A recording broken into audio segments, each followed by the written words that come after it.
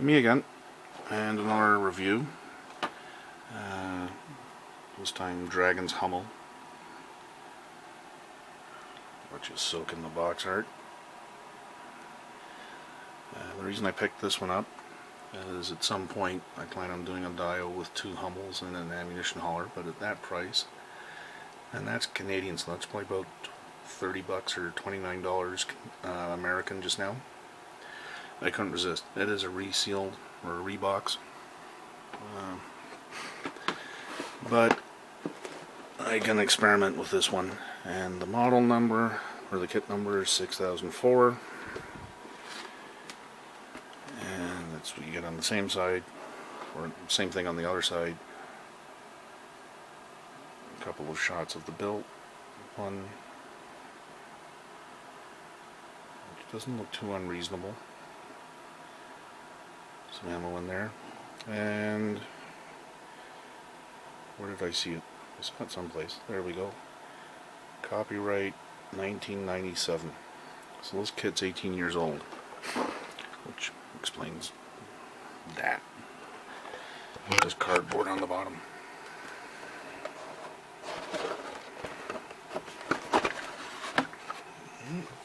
Dump that aside. Hey. Maybe a little more unsteady, but it's easier for me to see what you see. So the instructions. A little bit of an explanation. Standard format, even though it's 18 years old. With the color callouts. One picture. Start with the wheels. Now, first of all, this is for Dragon, at least compared to the new stuff, sparse. The map is on the back, not on the front. They put wordy stuff there instead, and it's only a couple of pages. So this is a relatively simple kit, especially for a Dragon, which is not a bad thing. Wheel assembly, hull and suspension. It's got independent tracks, but they're not magic tracks. Proportion of the hull.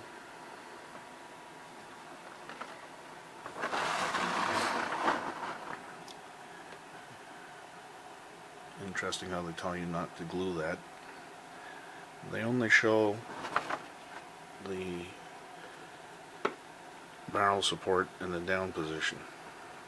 They don't give you an option for it to actually be upright and supporting the barrel, which I don't want anyway. It might matter to some, but I don't care.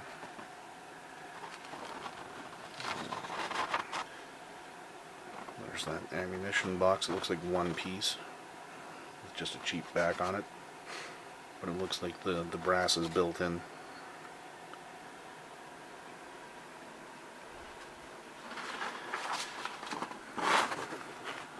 Looks like the barrel is one piece. I'm giving you one call out for it. It's a very simple looking kit.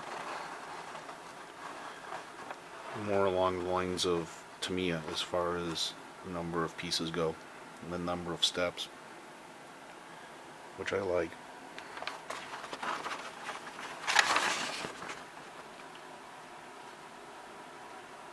There's not 5 million parts in this. I believe the box said it was around 260 parts, and a good chunk of that is going to be the tracks.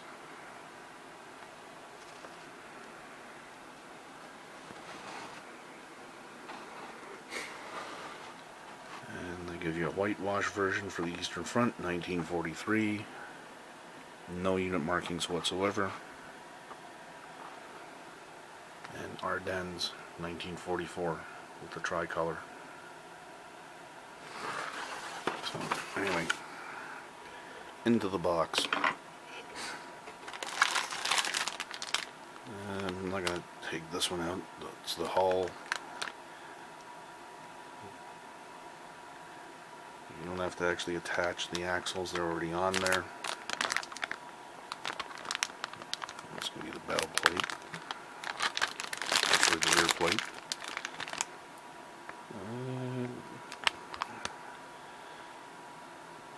Hold on a second.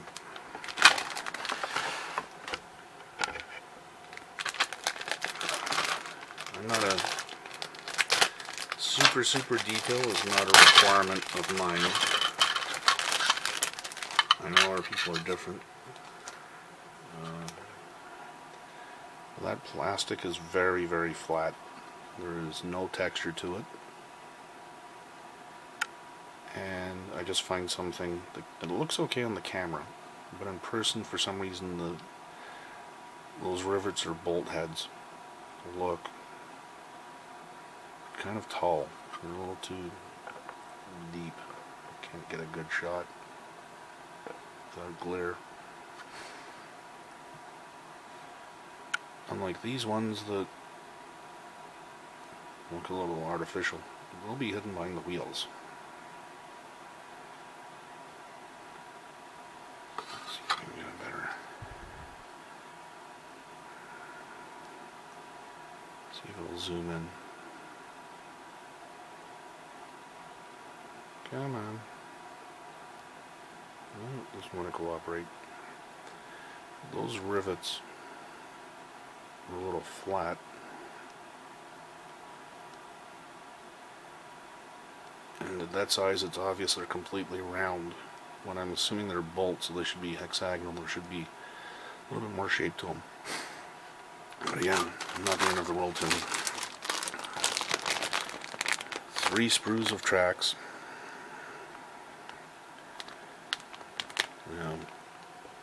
There. I can see the top, I can see the bottom, I can see very light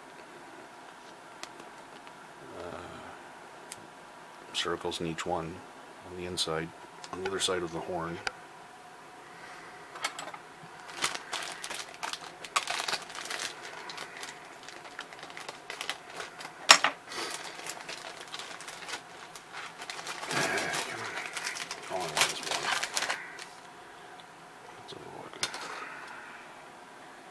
So, let me get a piece of paper to block this.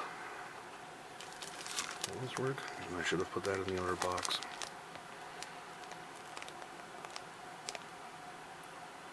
The road surface, if you want to call it that, because I don't know if you can see, well, the outside of the tracks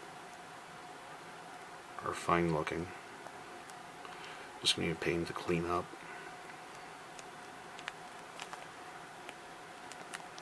Oh. But on the inside, on either side of the horn, a little bit of a press mark. I don't know if the camera's picking it up. Yeah, there you go. You can see them on either side of the horn. So you'd have to sand them down if you really care. But I'll live with it.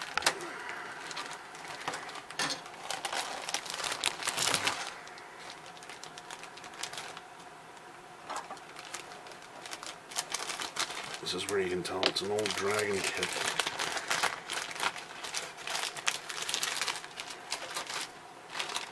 Looking at the wheels, let me get all of these out.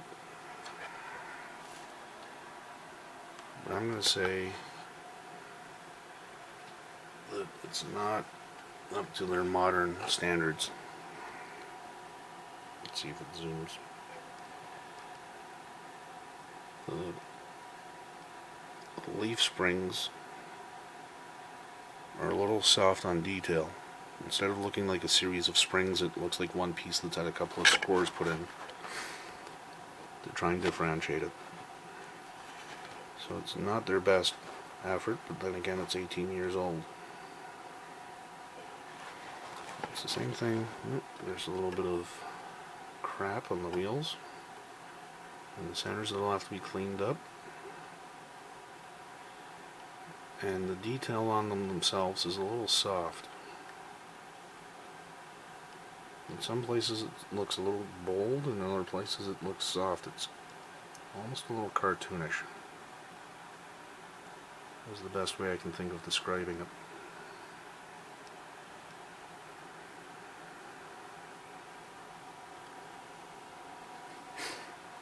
Alright, let's keep going.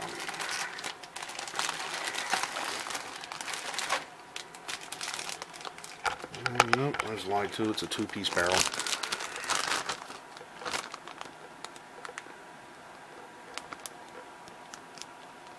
And there's no muzzle brake on the Hummel.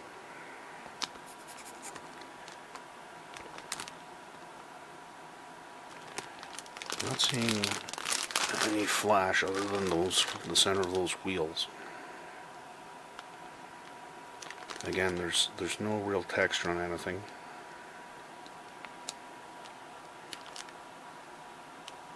And for some reason, those ribs right there. I'm going to cut this out. Oops.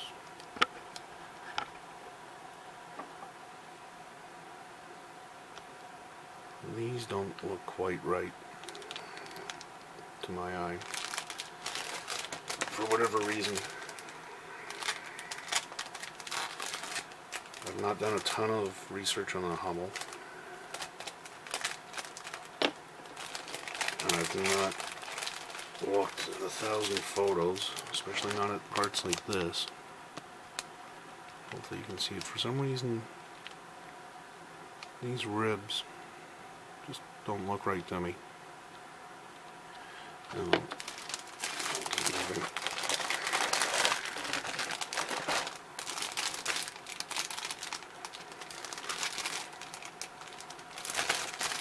you probably want to see what I'm doing. Yeah, there's your ammo, so I'll cut this one out. This one's worth looking at.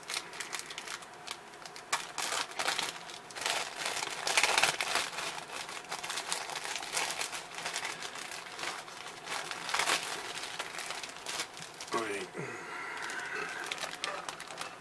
There's your ammo. And you're going to have to just paint brass onto the ends of the shells. There's the back.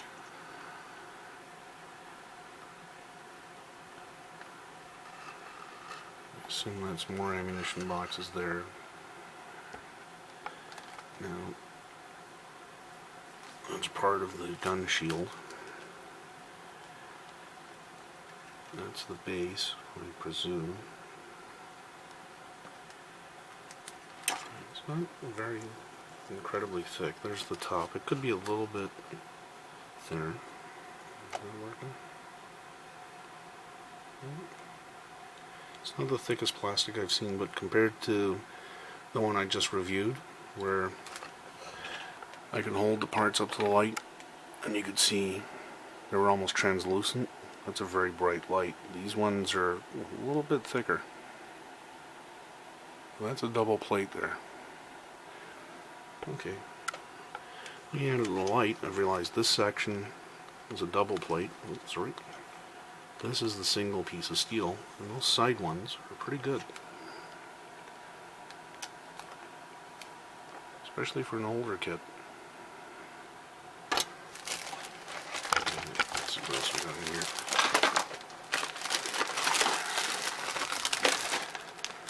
Last one. We'll slice this one as well. Didn't plan on opening all these bags. But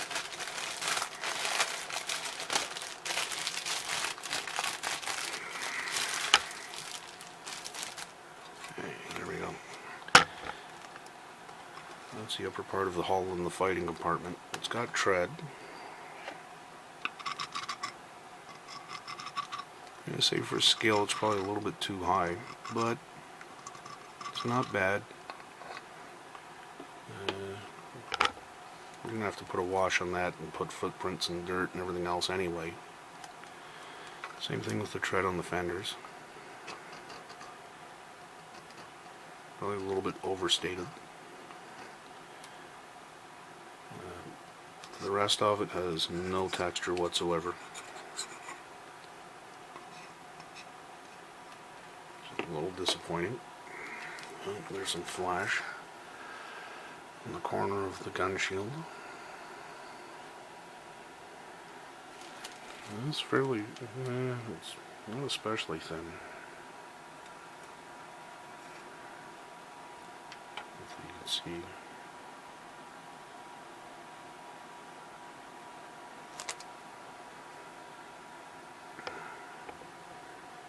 It looks like you do have the option of using the gun carrier in the up position. The travel lock. There's a one piece. There's some ejector marks here as well. You can spot them. Yeah, that was not as pointy. One there. Another one there. There. It doesn't matter because I think I noticed in the instructions you're supposed to cut off most of these and sand them down, so you're going to be sanding away with that anyway. They're also on the back of the compartment. On each side there's 1, 2, 3, 4, so there's 8 ejector pin marks.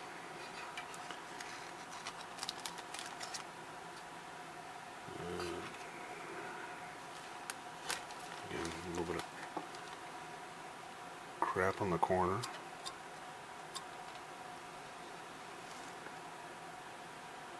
Nope.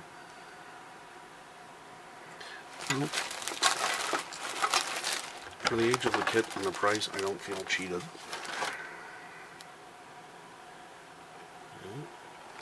This was not in a bag, just loose at the bottom of the back of the box.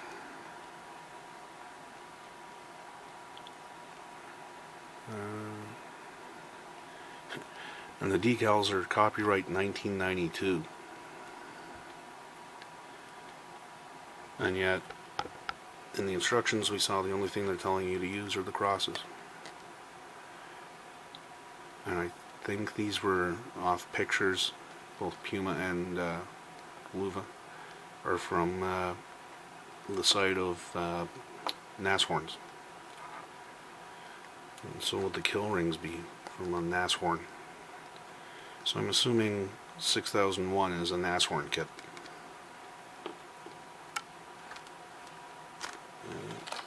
But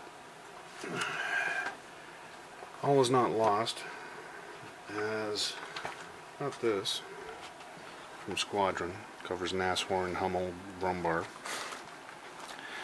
We'll go straight to why I'm not too concerned. One of the Hummels, or sorry, one of the Hummels I plan on building.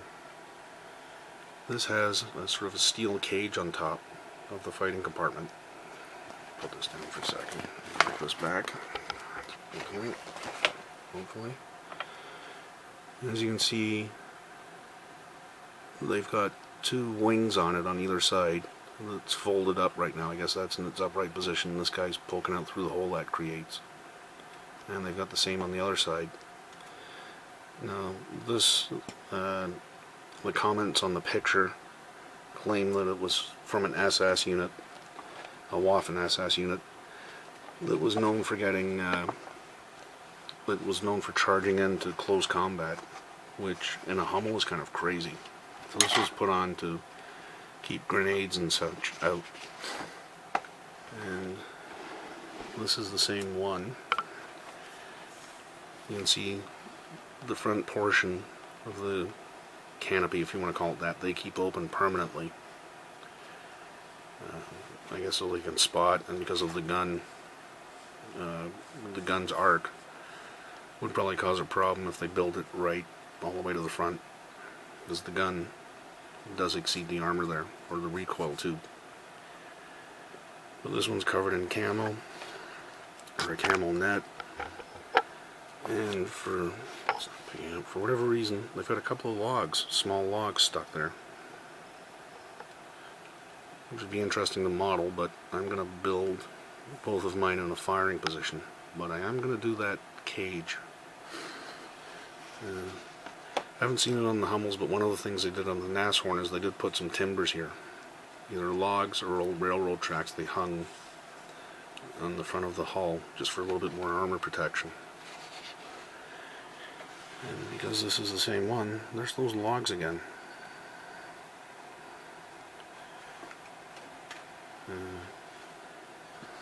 This one's got 2 road wheels. There was a couple of different positions where they kept spare road wheels, either here or sometimes underneath on the side of the mufflers. But this one also has a spare road wheel in front of the radio operator's hatch. 2 interesting pictures. Anyway, so I'm going to say this kit is certainly not up to Dragon's latest work. Then again, it's also not going to be as much work to put it together as some of those 600 part pieces, or 600 piece models. And other than a few little bobbles, it's clean, but it's got no texture. The rivets and the bolts seem a little out of scale, but I bought this one as sort of an experiment, because I'm going to end up with 2 Hummels in the same diorama. I can camo and cover up and net and foliage up one of them to my heart's content until you can't even really see it other than the basic shape. And it looks like this will probably be the one. So for half the price, or more than half the price of Dragon's latest and greatest Hummel, I'm not feeling put out. I certainly would be feeling a little bit upset or taken if I'd spent $50 or $60 or $70 on this kit. But for, what was it? But for 34 Canadian dollars, yeah, I've got my money's worth in this. Anyway, if any of you guys are looking at a Hummel, or looking to build a Hummel at some point, hopefully this helps. If you're willing to sacrifice some of the quality or the standards that we expect from the latest kits in order to save some bucks or save yourself some grief with assembling 600 parts, then this might be the kit for you. But if you're looking for the latest and greatest, you're going to have to spend a couple more bucks and get something more modern from Dragon. Anyway, take care.